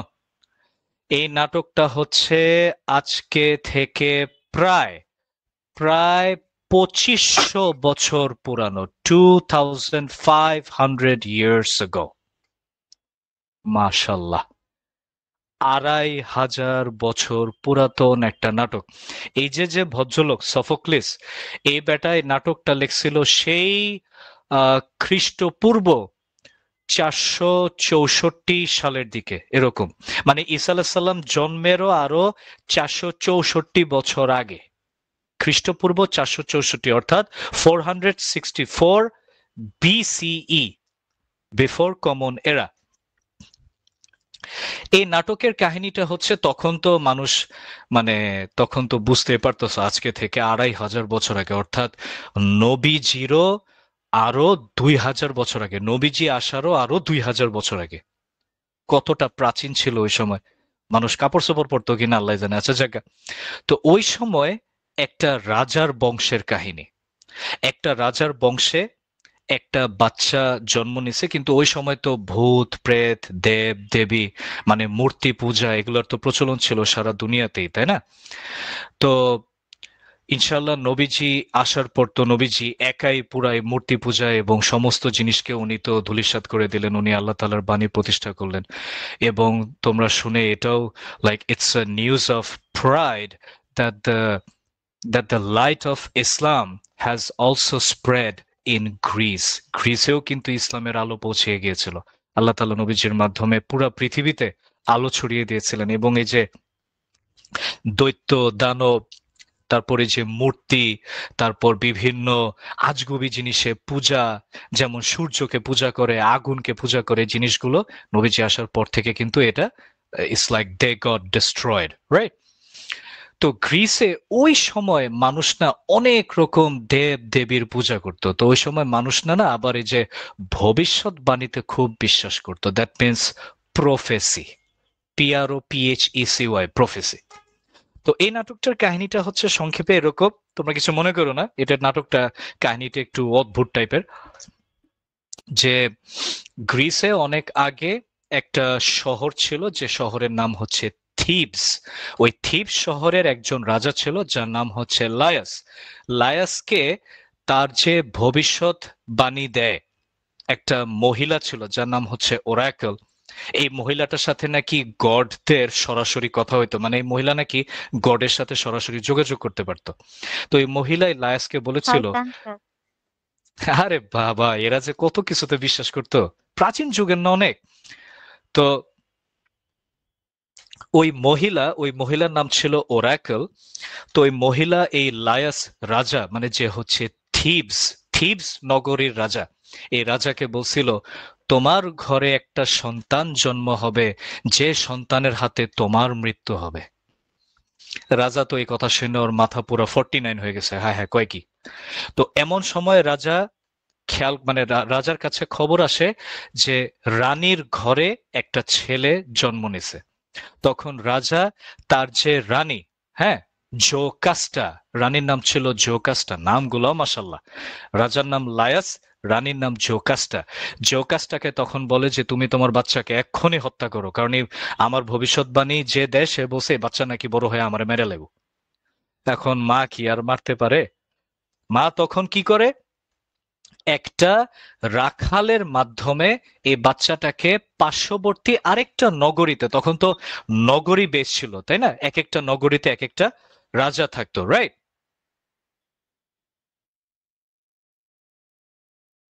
তখন কি হয়েছে যে রানী তখন একটা রাখালের মাধ্যমে গোপনে এই বাচ্চাটাকে পার্শ্ববর্তী আরেকটা নগরী, যে নগরীতে অন্য রাজা অন্য রানী আছে, তাদের কাছে পাঠায় দেয়।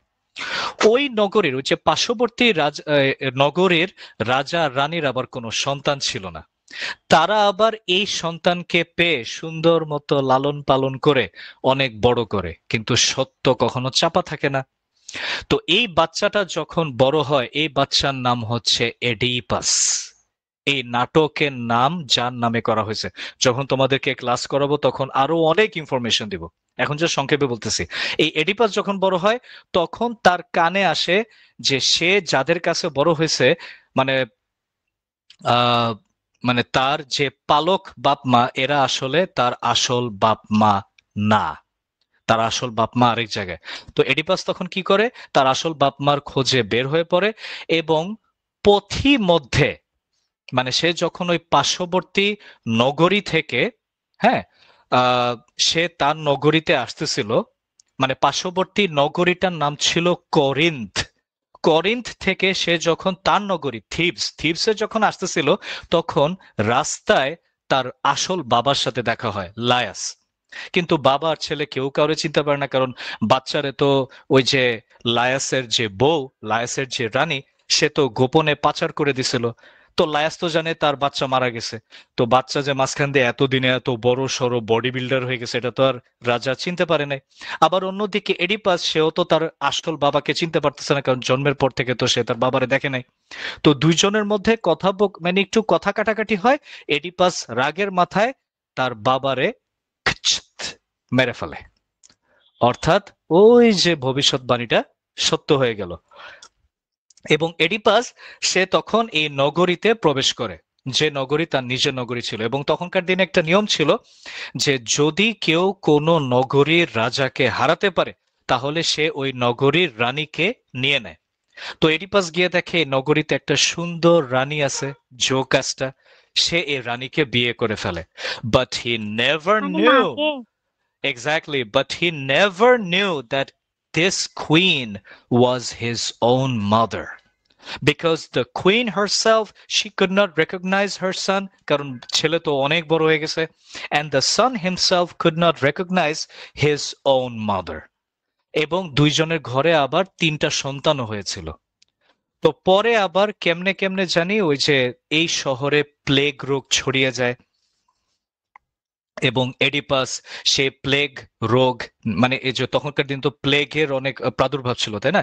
এই প্লেগ নিবারণ করার জন্য সে একটা মা তো ধর্মযাজককে অনেক মা তো অনেক বুড়া ছিল না তখন, তাও বিয়ে করলো। বাবা, ওদের সময় কেউ বুড়া বুড়ি হইতো না, নাটকে যেরকম বলা আছে, ঠিক আছে? এরা 100 বছর বয়স হলেও জোয়ানই থাকতো। যাই হোক, আমি তোমাদেরকে ছবি দেখাবো না, ওই সময় তো আর ক্যামেরা ছিল না। জল রঙের কিছু ছবি আছে অনেক পুরাতন, আমি তোমাদেরকে সেটাও দেখাবো। তো যাই হোক, শোনো না, পরে কি হয়েছে, এই এডিপাস সে তো জানে না সে তার মাকে বিয়ে করছে এবং সে তখন থিবসের রাজা হয়ে গেল। তখন থিবস নগরীতে প্লেগ রোগ ছড়ায় এবং সে তখন একটা ধর্মযাজককে ডাক দেয় যে প্লেগ রোগ কেমনে দূর করা যাবে। তখন ওই ধর্মযাজক তাকে একটা ধাঁধা দেয় যে প্রাক্তন রাজাকে যে হত্যা করছিল, মানে এই নগরীর যে রাজা ছিল ওই যে লায়াস যাকে মারছে, ওই প্রাক্তন রাজার হত্যাকারী যখন আসল শাস্তি পাবে তখনই প্লেগ রোগ দূর হবে। এবং ওই ধর্মযাজকটা একটা ধাঁধাও দিছিল, মানে হত্যাকারী সম্বন্ধে একটা ক্লু দিছিল, কারণ ওই ধর্মযাজক এই এডিপাসকে চিনতে পারছে, মানে ওই ধর্মযাজকের কিছু আধ্যাত্মিক ক্ষমতা ছিল, সে ঠিকই এডিপাসকে চিনতে পারছে যে এই হইতেছে খুনি। কিন্তু ধর্মযাজক ভয়ের কারণে কিছু বলতে পারতেছে না, কারণ ধর্মযাজক যদি বলে দেয় যে তুমিই তো খুন করছো তাহলে তো ধর্মযাজককে মেরে ফেলবে। তো ধর্মযাজক একটু চালাকি করে একটা ধাঁধা দেয় যে হত্যাকারী হচ্ছে এরকম, সে এট এ টাইম তার সন্তানের বাবা প্লাস তার সন্তানের ভাই। মানে এডিপাস তার মারে ভুলে বিয়ে করে ফেলছে না, এবং ওই ঘরে তো সন্তানও হয়েছে। তো এই ধর্মযাজক এই এডিপাসকে বলতেছে যে হত্যাকারী একটা ক্লু দিতেছে, হত্যাকারী হচ্ছে সে এট এ টাইম তার সন্তানের বাবা প্লাস তার সন্তানের ভাই।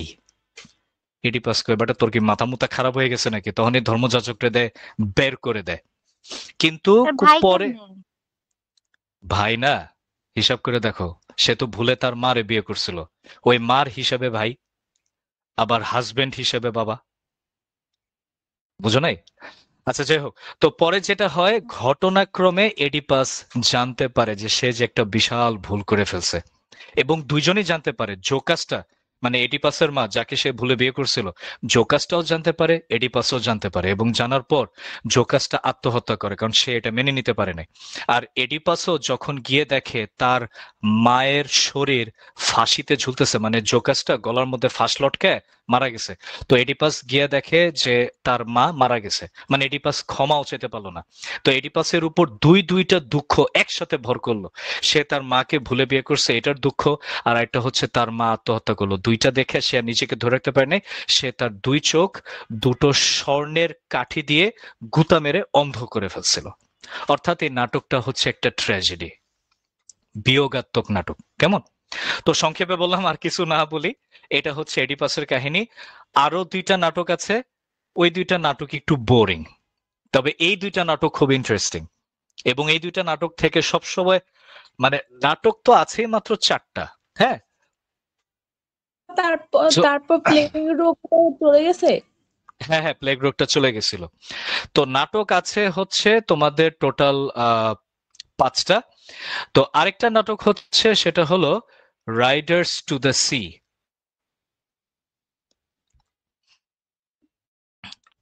রাইডার্স টু দ্য সি, এই নাটকটা একটু বোরিং। এটাতে দেখানো হয়েছে যে আয়ারল্যান্ডের একটা দ্বীপ, সেখানে একটা ফ্যামিলির বাবা সহ ছয়টা সন্তান, ছয়টা সন্তান সাগরে ডুবে মারা যায়, এবং তাদের ফ্যামিলির যে দুর্দশা হয়, এরকম একটা কাহিনী। কাহিনীটা একটু বোরিং টাইপের। এটা হচ্ছে রাইডার্স টু দ্য সি। আর এই নাটকের রাইটার হচ্ছে একজন আয়ারল্যান্ডের নাট্যকার, আইরিশ লেখক, যার নাম হচ্ছে জে.এম. সিঞ্জ, জন মিলিংটন সিঞ্জ। আর আরেকটা নাটক হচ্ছে, এটা একটু ইন্টারেস্টিং, এটা ছেলেদের খুব পছন্দ হবে, Arms and the Man by G B. Shaw, অর্থাৎ জর্জ বার্নার্ড শ। এই নাটকটা হইতেছে ছেলে মানুষের যে টাকা পয়সা আর সহায় সম্পত্তি না থাকলে তারা যে তাদের আকাঙ্ক্ষিত প্রেমিকাকে পায় না। কি ছেলেরা ঠিক বলছি না ভুল বলছি বয়েজ? না স্যার, এটা একদম ভুল। ঠিক। এই যে ঠিকই তো বলছি। দেখো বাবা, এটা আমার কথা না। আচ্ছা স্যার সবাই একই না। আচ্ছা, তাহলে এটা আমার নাম। এটা শুধু মুখে মুখে শুনে গেলাম, সবাই এক না, কিন্তু বাস্তবে দেখি নাই। শাবাশ। বিয়ে করছো? হ্যাঁ, যুদ্ধ লাগে গেছে। আমি করি নাই, কিন্তু আশেপাশে তো অনেকেই করছে। আচ্ছা, 99.9%। ট্র্যাজেডি। হ্যাঁ, বলতে এরকম মেয়ে, মানে মেয়েরা অনেক ভালো ছেলেদের তুলনায়, অনেক যারা অনেক। টাকা, মানে যারা টাকা পয়সা দেখে বিয়ে করে। টাকা দেখে কেউ বিয়ে করে না। অবশ্যই মানি ইজ পাওয়ার। আচ্ছা, ঠিক আছে, সবাই একটু মাইক বন্ধ করো। আচ্ছা, আমাদের ক্লাসে এরকম আরো মজা হবে যেদিন তোমাদেরকে নাটক নিয়ে দেখাবো। হ্যাঁ, এই নাটকের কাহিনী হইতেছে যে একটা মিলিটারি ফ্যামিলি, মানে দক্ষিণ আমেরিকায়, সাউথ আমেরিকায় একটা যুদ্ধ হয়েছিল, যেটা হচ্ছে বুলগেরিয়া এবং সার্বিয়া একটা যুদ্ধ। মানে এটা একটা, মানে কাল্পনিক কাহিনী আর কি, কিন্তু কাহিনীর ব্যাকগ্রাউন্ডটা নেওয়া হয়েছে একটা বাস্তব কাহিনী থেকে। বুলগেরিয়া আর সার্বিয়ার মাঝখানে একটা যুদ্ধ হয়েছিল, ওই যুদ্ধের কাহিনীটাকে নেওয়া হয়েছে, কিন্তু এই নাটকের কাহিনী বাস্তব না। মানে নাটকের ব্যাকগ্রাউন্ড যে কাহিনী থেকে নেওয়া হয়েছে, মানে যে সোর্সটা বাস্তব। বুলগেরিয়া আর সার্বিয়ার মধ্যে আসলে যুদ্ধ হয়েছিল, কিন্তু ওই যুদ্ধের মানে ব্যাকগ্রাউন্ডটা নিয়ে এই নাটকে যে কাহিনীটা সাজানো হয়েছে, কাহিনীটা কিন্তু বাস্তব না। আমি কি ব্যাপারটা বুঝতে পারছি? মানে নাটকের যে ব্যাকগ্রাউন্ড, মানে নাটকের যে সোর্স, প্রত্যেকটা নাট্যকার কিন্তু কোনো না কোনো ঘটনা থেকে সে তার নাটকের থিমটা তৈরি করে। তো এই নাটকের সোর্স যেটা, ওই ঘটনাটা সত্য, কিন্তু এই নাটকের যে কাহিনী, নাটকের কাহিনী কিন্তু সত্য না, নাটকের কাহিনীটা কাল্পনিক। এই নাটকের কাহিনীতে দেখানো হয়েছে যে একটা মিলিটারি ফ্যামিলি, একজন মেজর তার মেয়ের বিয়ে ঠিক করে রাখছে আরেকটা মেজরের সাথে, মানে একটা ইয়াং মেজরের সাথে, কিন্তু ওই মেয়ে প্রেমে পড়ে যায় আরেকটা বড় লোক সৈনিকের সাথে, আরেকটা সোলজারের সাথে। মানে মেয়েটা যখন লাস্টে জানতে পারে যে ওই আরেকটা সোলজার, ওই সোলজারের বাপের 7টা রেস্টুরেন্ট আছে, আরো অনেক সম্পত্তি আছে, তখন এই মেয়েটা ওই সৈনিকটাকে বিয়ে করে, ওই সোলজারটাকে বিয়ে করে। অথচ এই মেয়ের এনগেজমেন্ট হয়েছিল ওই যে আরেকটা ইয়াং মেজরের সাথে। মানে এই মেয়ের বাপ মা, মেয়েটার নাম হচ্ছে রায়না আর মেয়ের বাবার নাম হচ্ছে মেজর পেটকফ। এই মেজর পেটকফ তার মেয়ের এনগেজমেন্ট করে রেখেছিল আরেকটা মেজরের সাথে, মেজর সার্জিয়াস। কিন্তু এই মেয়েটা শেষ পর্যন্ত এই এনগেজমেন্ট ভেঙে ওই আরেকটা সোলজার, ওই সোলজারের নাম হচ্ছে ব্লানশিলি, ওই ব্লানশিলির সাথে সে শেষ পর্যন্ত বিয়ে করে। কারণ সে জানতে পারে রায়না, মেয়েটার নাম রায়না, সে জানতে পারে যে ব্লানশিলির বাপের 1টা না 2টা না 3টা না 7টা হোটেল আছে সুইডেনে। ঠিক আছে? এবং শুধু তাই না, এই নাটকে আরেকটা টুইস্ট আছে।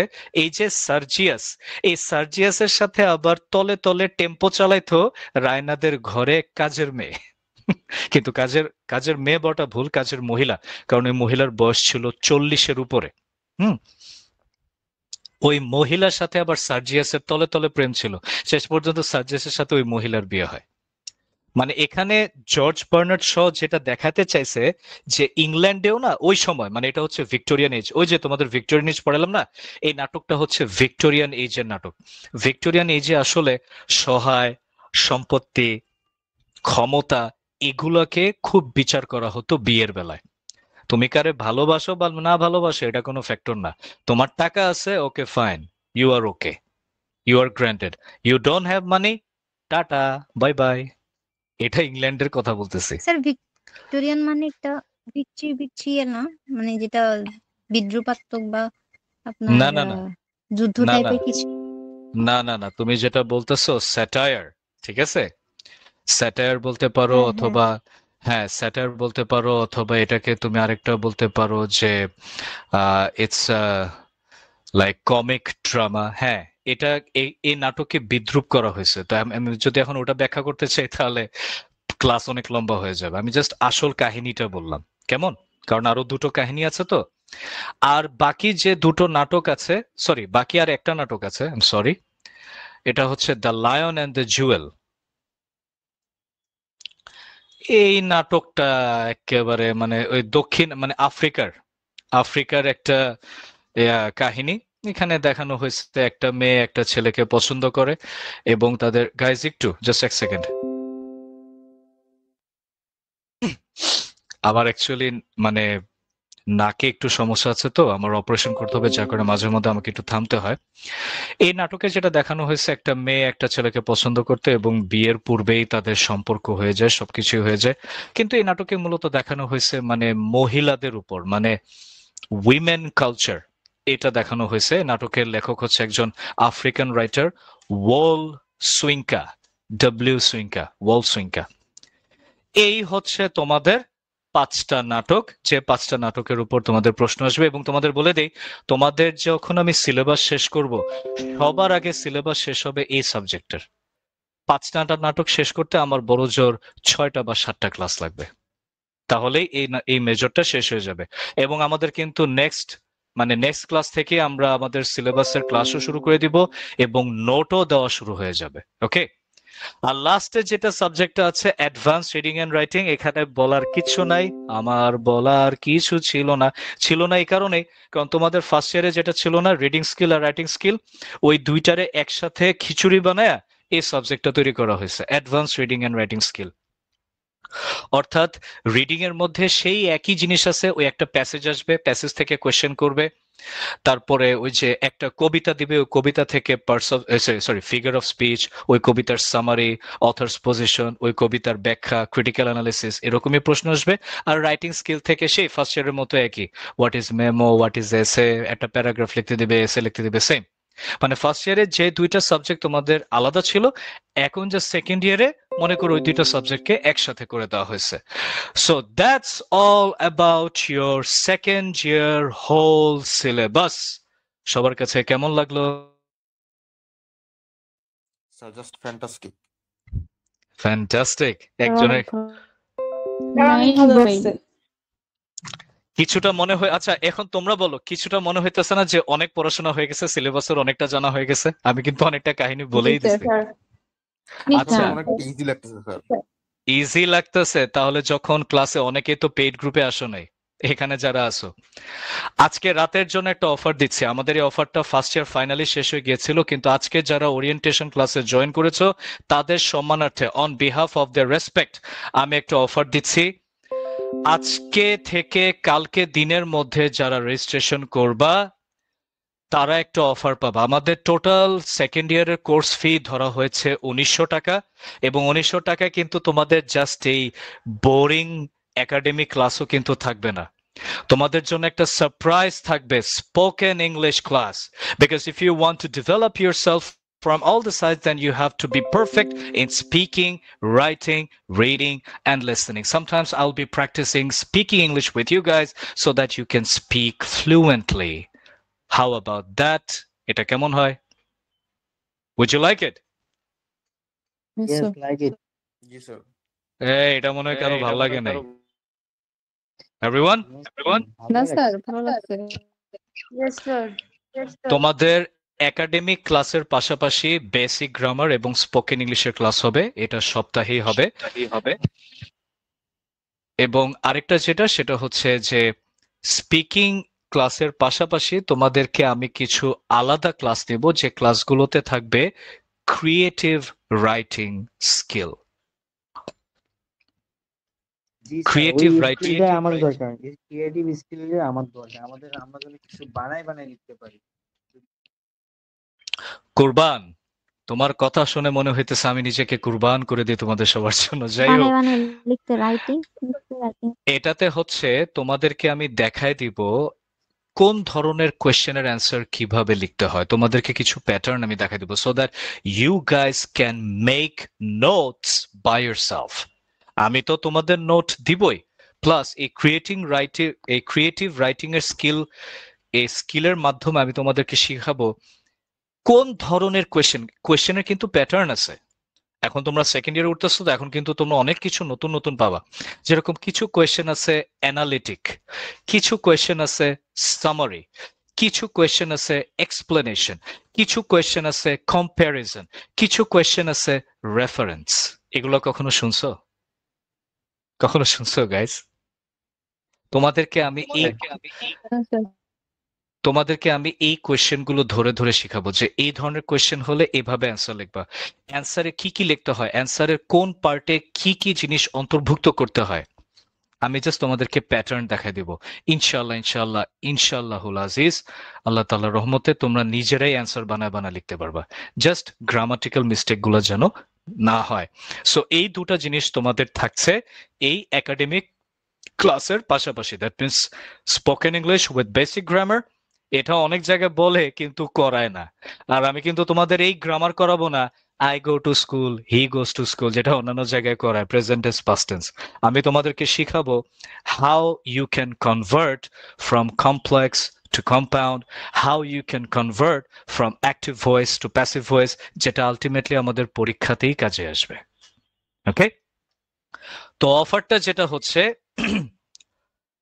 আজকে থেকে কালকের মধ্যে, আমাদের যেহেতু এখন পেমেন্ট বেড়ে গিয়েছে, যারা ফার্স্ট ইয়ারের লাস্টে অ্যাডমিশন নিয়েছিল তারা মাত্র 600 টাকা দিয়ে বুকিং দিয়েছিল, কিন্তু এখন বুকিং হয়ে গিয়েছে 1000, এবং টোটাল কোর্স ফি 1900 টাকা। অর্থাৎ কালকের মধ্যে যারা 1000 টাকা দিয়ে বুকিং দিবে তাদের জন্য কোর্স ফি হবে 1900।